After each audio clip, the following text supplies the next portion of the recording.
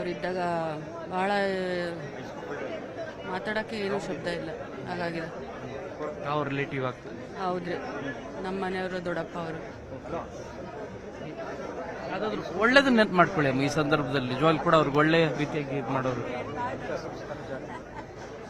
ಇಲ್ಲ ರೀ, ಅವರಿದ್ದಾಗ ನಮಗೆ ಯಾವುದೇ ರೀತಿಯಾಗಲಿ ಎಲ್ಲ ಇದು ಮಾಡ್ತಾಯಿದ್ರು, ಎಲ್ಲ ಸಹಾಯ ಮಾಡ್ತಾಯಿದ್ರು. ನೆನೆಸ್ಕೊಳ್ಳೋಕ್ಕೂ ಆಗ್ತಾ ಇಲ್ಲ. ಮತ್ತು ತಾವು ಏನು ಹೇಳಲಿಕ್ಕೆ ಬಯಸ್ತೀರ ಈ ಸಂದರ್ಭ?